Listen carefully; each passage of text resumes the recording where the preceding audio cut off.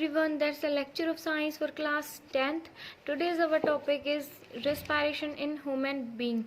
Then what is respiration? It is the process by which energy is released from food in our body. कि जो भी हम food खाते हैं उससे क्या मिलती है, हमें एनर्जी मिलती है, ठीक है। और ये एक प्रोसेस होती है, प्रोसेस मीन्स जो भी फूड हम इंटेक करते हैं स्टमक में उसका डाइजेशन होता है, एब्जॉर्प्शन होता है, आफ्टर दैट एसिमिलेशन होता है, फिर एसिमिलेटेड फूड है ब्लड के द्वारा हर सेल्स तक पहुंचा दिया जाता है।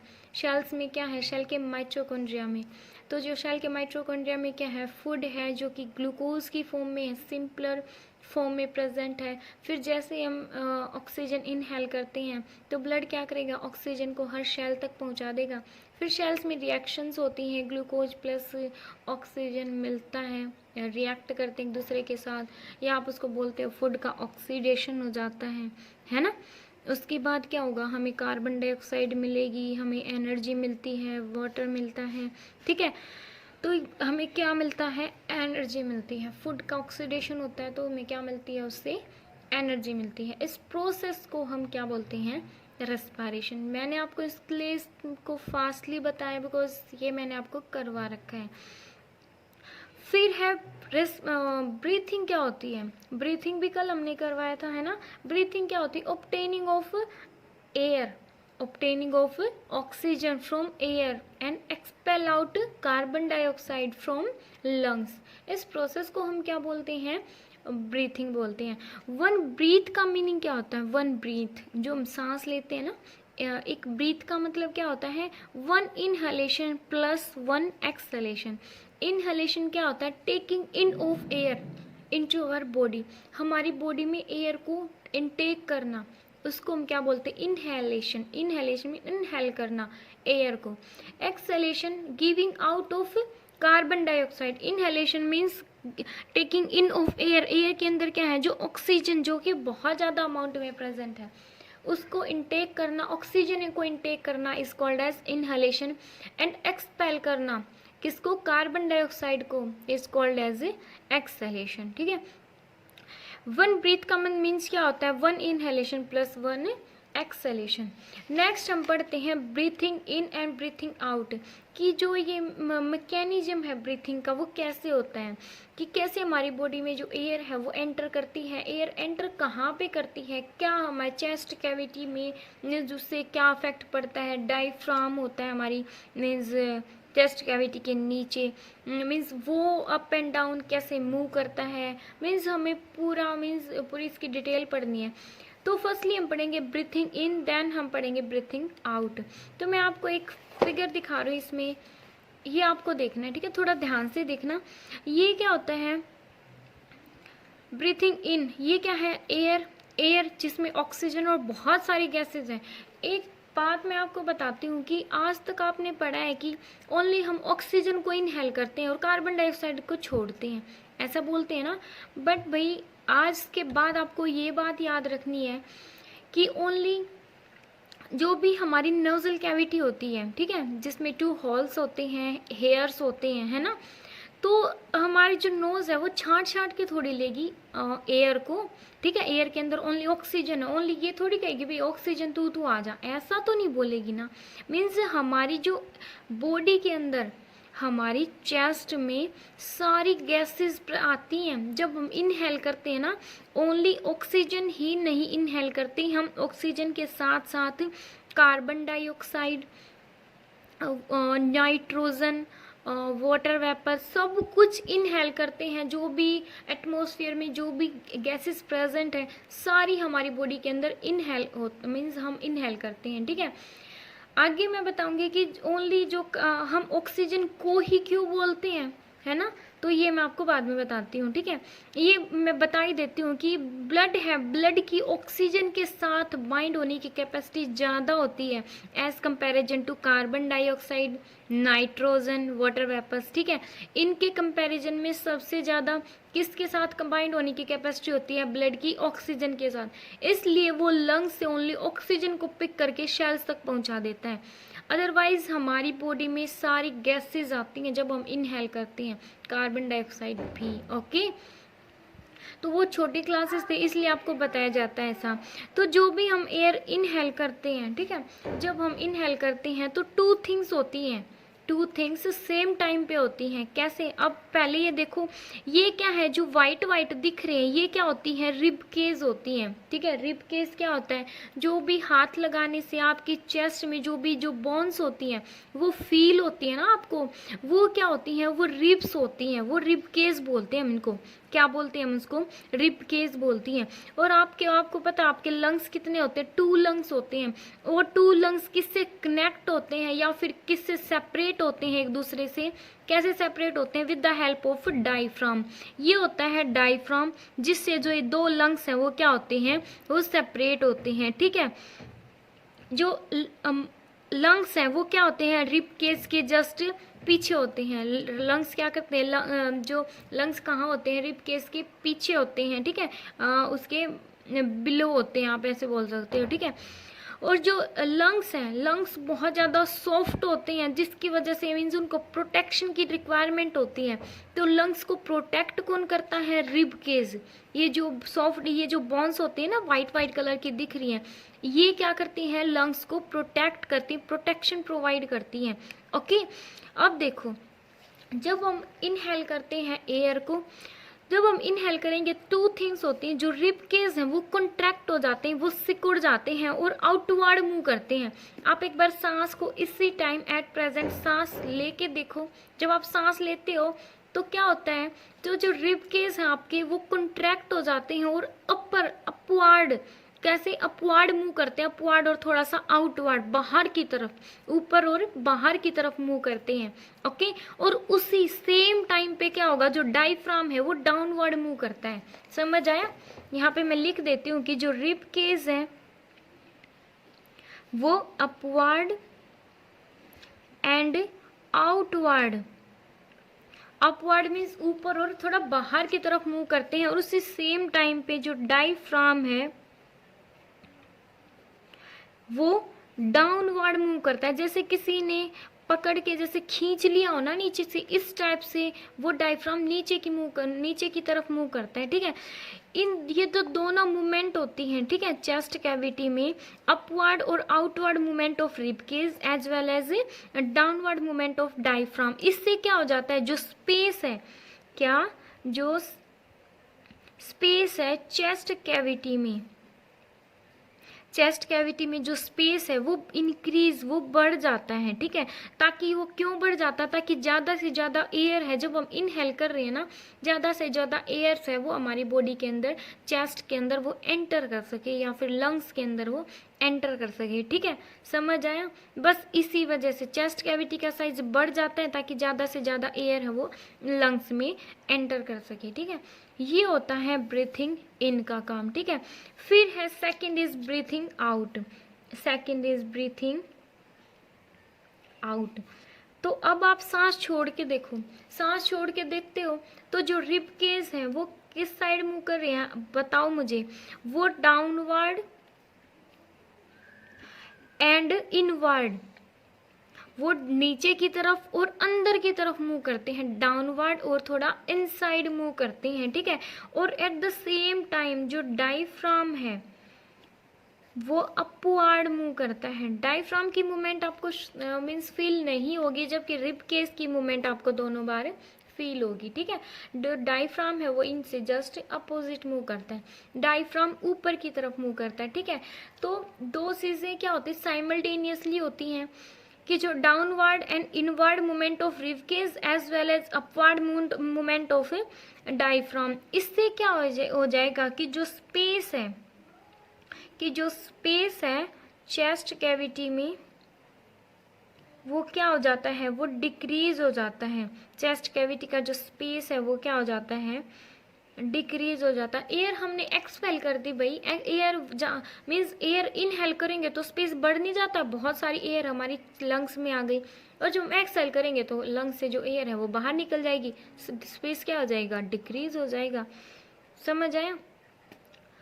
तो जो चेस्ट कैविटी क्या हो जाती है? उसका साइज स्मॉलर हो जाता है, एयर लंग से बाहर निकल जाती है। ये प्रोसेस होती है ब्रीथिंग इन, ये होती है ब्रीथिंग आउट। ओके, अब हम पढ़ते हैं बीइंग के अंदर जो ह्यूमन रेस्पिरेटरी सिस्टम है उसको पढ़ते हैं, ठीक है।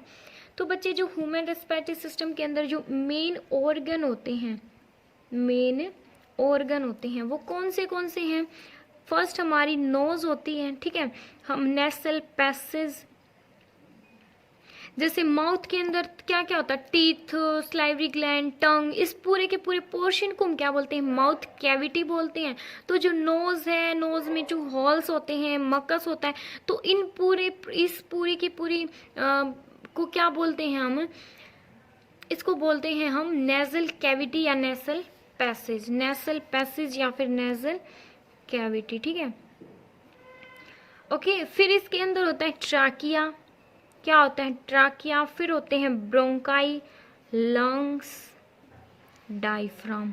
ये क्या होते हैं? इसके मेन ऑर्गन्स होते हैं, ठीक है। जो ह्यूमन रेस्पिरेटरी सिस्टम है उसमें क्या होती है? एक नोज होती है, क्या होती है? नोज। नोज में 2 होल्स होते हैं, क्या होते हैं? नोज में 2 होल्स होते हैं। इन 2 होल्स को मिला के हम क्या बोलते हैं? नोस्ट्रिल, ठीक है। क्या बोलते हैं? नोस्ट्रिल। क्या बोलेंगे हम इसको? नोस्ट्रिल बोलते हैं, ठीक है। अब ये है बच्चे ह्यूमन रेस्पिरेटरी सिस्टम का डायग्राम। मैं आपको थोड़ा सा इसको बता देती हूँ, ठीक है, फिर हम इसको एक एक करके डिफाइन करेंगे।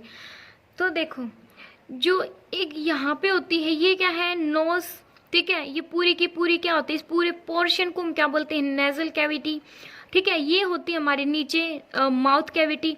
जो नेजल कैविटी है माउथ कैविटी से सेपरेट होती है, किसकी वजह से? एक प्लेट होती है जिसको आप बोनी प्लेट बोलते हो, ठीक है। कि जो नेजल कैविटी सांस लेने का जो पोर्शन है, ठीक है, जो रास्ता है वो अलग होता है, खाना खाने का रास्ता अलग होता है, ठीक है। तो ये दोनों सेपरेट होती हैं किससे? बोनी प्लेट से। किससे होती हैं? बोनी प्लेट से, ठीक है। फिर ये क्या है? नोज। नोज में 2 हॉल्स होते हैं जिसको हम क्या बोलते हैं? नोस्ट्रिल, ठीक है। ये क्या है? नोस्ट्रिल है। तो जो एयर है नोस्ट्रिल में क्या क्या होता है, ठीक है, ये आप देख लिया ना आपने। तो बच्चे देखो,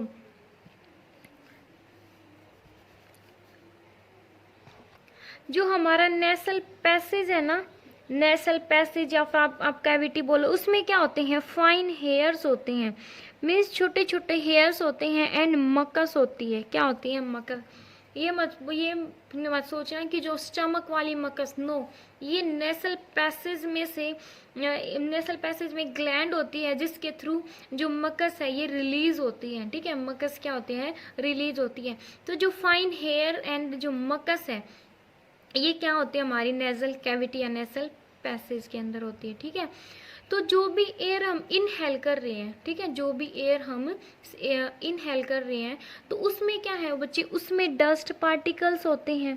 क्या होते हैं? डस्ट पार्टिकल्स होते हैं और बहुत सारी इम्प्योरिटीज होती हैं। आपको पता है हमारा एनवायरनमेंट इतना ज़्यादा क्लीन नहीं है ना, वो पॉल्यूटेड ही बोलते हैं हम इसको। तो उसमें जो भी डस्ट पार्टिकल और इम्प्योरिटीज हैं इनहेलेशन के ड्यूरिंग हमारे नेजल कैविटी के अंदर एंटर कर जाते हैं, तो वहाँ पे क्या होता है? जो फाइन हेयर और मकस है वो क्या करेंगे? उसको हेयर्स के बीच में और मकस के बीच में वो क्या हो जाते हैं? वो ट्रैप हो जाते हैं। वो क्या हो जाते हैं? वो जो इम्प्योरिटीज हैं या फिर डस्ट पार्टिकल वो ट्रैप हो जाते हैं, ठीक है। तो अब बिल्कुल क्लीन या फिर आप बोल सकते हो बिल्कुल प्योर एयर हमारी नेजल कैविटी से एंटर करती है, ठीक है, मीन्स हमारे बॉडी में जाती है, बिल्कुल क्लीन एयर जाती है। समझ आया कि डस्ट पार्टिकल है वो और कहाँ पे रह जाते हैं? हेयर्स और मकस के बीच में ट्रैप हो जाते हैं, ठीक है। अब नेक्स्ट है बच्चे फेरिनेक्स। नेक्स्ट क्या है? यहाँ पे होता है फेरिनेक्स। क्या है? मैं लिख देती हूँ। नेक्स्ट है फेरिनेक्स। फेरिनेक्स क्या होता है? ये जो थ्रोट होता है हमारा, गला होता है, हमारे थ्रोट में एक स्पेस होता है जिसमें जो माउथ, देखो फर्स्टली तो क्या होगा? माउथ कैविटी और नोजल कैविटी क्या होता है? इनका जो वे रास्ता होता है वो अलग अलग होता है, बट एक पॉइंट होता है जहाँ पे जो जिसको हम बोलते हैं फेरिनेक्स, जहाँ पे जो दोनों हैं वो मिल जाती हैं, इनकी जो पाइप्स हैं वो क्या हो जाती हैं? वो मिल जाती हैं, ठीक है। मीन्स जो माउथ एंड जो विंड पाइप होती है ना, जहाँ पे मिलती हैं, ठीक है, मीन्स जहाँ से हम खाना भी खा रहे हैं। पहले तो माउथ कैविटी का, और जो विंड पाइप जहाँ से हवा आ रही है हमारी बॉडी में, वो उसका जो वे है वो क्या है, अलग अलग है। फिर एक प्लेस में जाके ये मिल जाती है हमारे थ्रोट में, ठीक है, उसको हम क्या बोलते हैं, फेरिनेक्स बोलते हैं, ठीक है। आफ्टर दैट फेरिनेक्स के बाद ये फिर से क्या हो जाती हैं, अलग हो जाती है। फूड है वो फूड पाइप के थ्रू, फूड है वो फूड पाइप के थ्रू हमारे स्टमक में एंटर करता है। जो ये एयर है वो विंड पाइप जिसको हम बोलते हैं ट्राकिया, जिसको बोलते हैं ट्राकिया, ठीक है। विंड पाइप कौन सी होती है, ट्राकिया। इसके बाद जस्ट बाद जो इनकी फिर से जो पाइप्स है इनकी अलग हो जाती है, इनका जो रास्ता है वो फिर से अलग हो जाता है। इसको ये फूड जो है फूड पाइप के थ्रू बाहर जाए और स्टमक में जाएगा, ठीक है।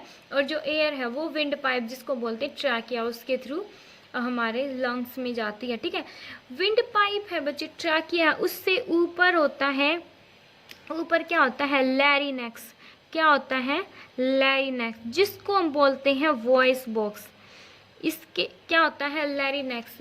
देखो जैसे कैसे बताऊं आपको, अब अपना जो आपका नेक है उसमें बिल्कुल ऊपर, बिल्कुल सबसे जहाँ से वो स्टार्ट होता है, ठीक है, वहाँ पे अपने ऐसे हाथ लगा के देखो। वहाँ पे जब आप बोल रहे हो तो वहाँ पे वाइब्रेशंस आती है ना, वाइब्रेशंस है वहाँ पे। जैसे जो भी आप बोलोगे ना तो वाइब्रेशन प्रोड्यूस होती है।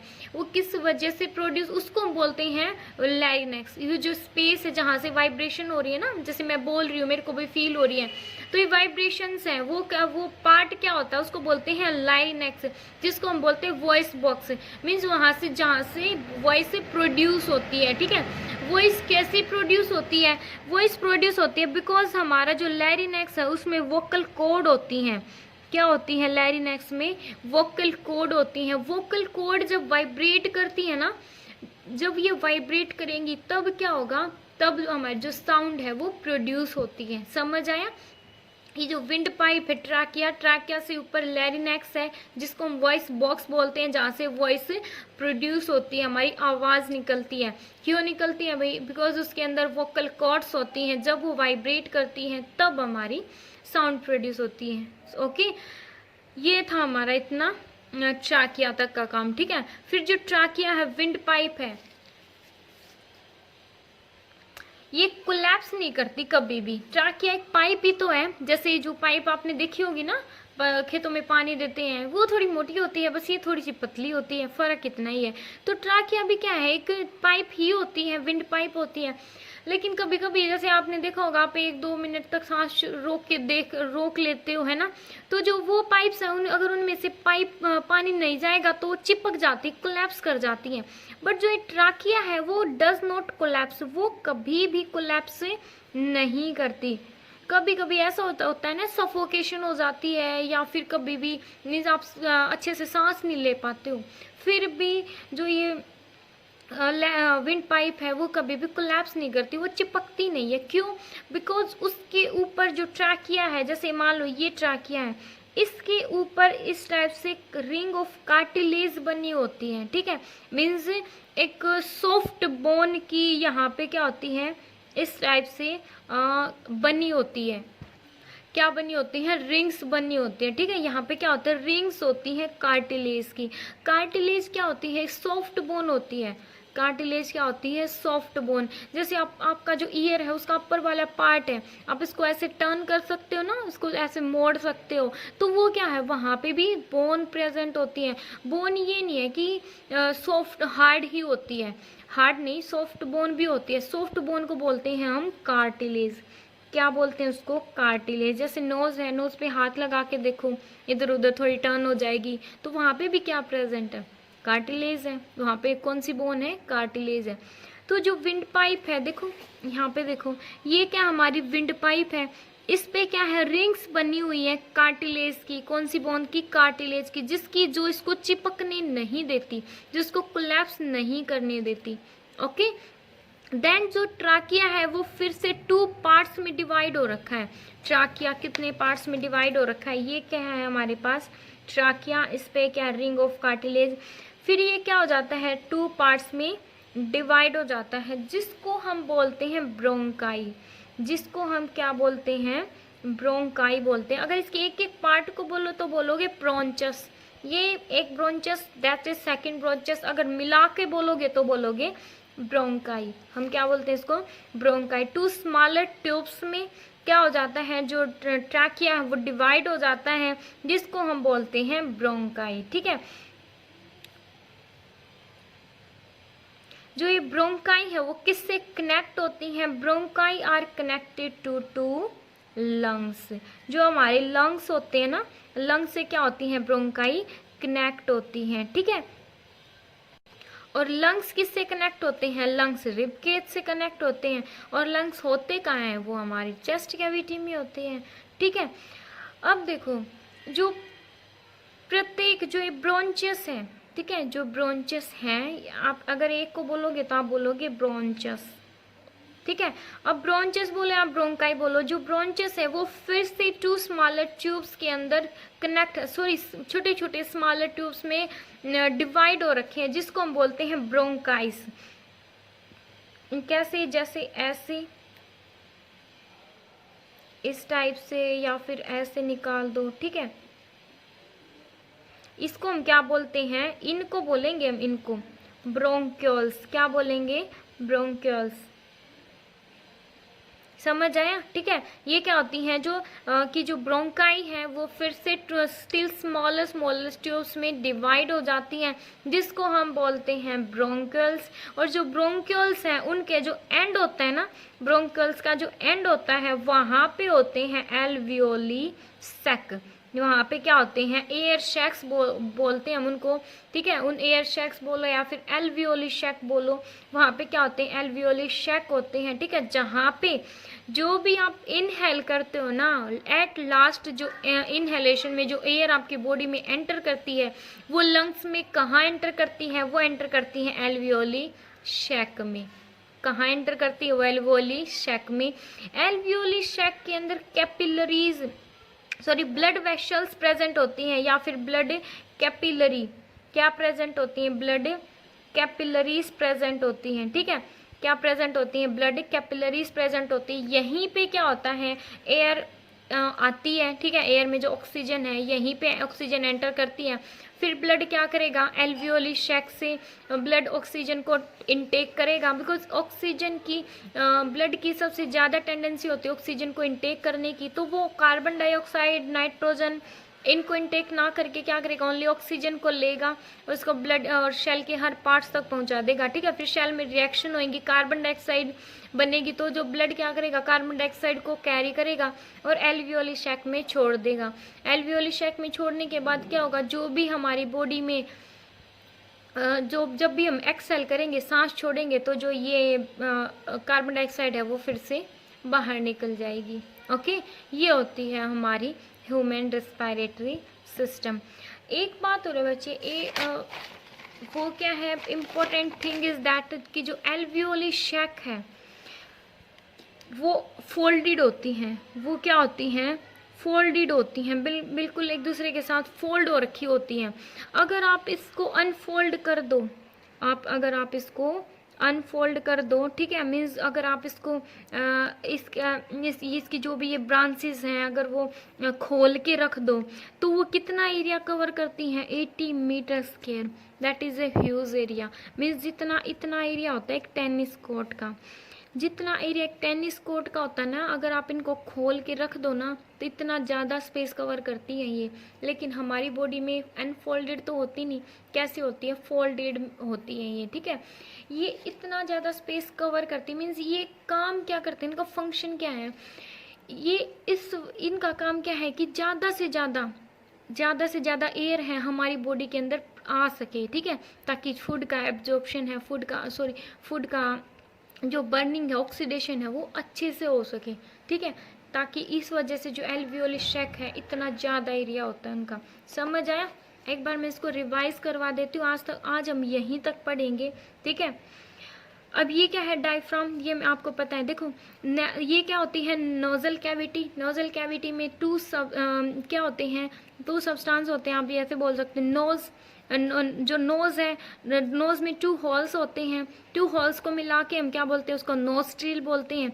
अब जो नेजल कैविटी है उसमें क्या क्या होता है, नेजल कैविटी में फाइन हेयर्स होते हैं, है ना, छोटे छोटे हेयर्स होते हैं और मक्कस होती है। ये क्या करेंगे, जो भी डस्ट पार्टिकल या जो भी जब हम इनहेल करते हैं डस्ट पार्टिकल या कोई भी इम्प्योरिटीज अगर हमारी नोज में एंटर कर जाती है तो उनमें ट्रैप हो जाती है। इट मीन्स बिल्कुल क्लीन एयर हमारी विंड पाइप में एंटर करती है, या फिर बोल सकते हो लंग्स में एंटर करती है। ओके, देन क्या है, जो एक मीन्स जो माउथ कैविटी है, नेजल कैविटी है, वो बोनी प्लेट से क्या होगी, सेपरेट होती है, ठीक है। फिर जो एयर है वो ट्राकिया में एंटर करती है। ट्राकिया एक ट्यूब है, ट्राकिया फर्दर ट्यूब्स में डिवाइड हो जाते हैं, जिसको आप ब्रोंकाई बोलते हो, या फिर सिंगल ट्यूब को आप ब्रोंचस बोलते हो। ब्रोंकाई फिर से थिन स्मॉलर ट्यूब्स में कनेक्ट सेपरेट हो जाते, डिवाइड हो जाती है, ये रही, ठीक है। तो इनको क्या बोलते हैं, आप ब्रोंक्यूल्स बोलते हो। जो ब्रोंक्यूल्स के लास्ट में जो ये बलून टाइप स्ट्रक्चर दिख रही है, इसको हम बोलते हैं एल्वियोली या एल्वियोली शैक बोलते हो। जो एयर है वो कहाँ पे एंटर करती है, एल्वियोली शैक में एंटर करती है, ठीक है। फिर वहां से जो ब्लड है उसको कैरी करता है और उसको हर सेल तक पहुंचा देता है, ठीक है। फिर कार्बन डाइऑक्साइड भी यहीं से एक्सहेल होती है। ऑक्सीजन भी कहाँ एंटर करेगी, एल्वियोली शैक में, यहीं पे। इसमें क्या होती है, ब्लड कैपिलरीज होती हैं, ठीक है। ये था हमारा ह्यूमन रेस्पिरेटरी सिस्टम।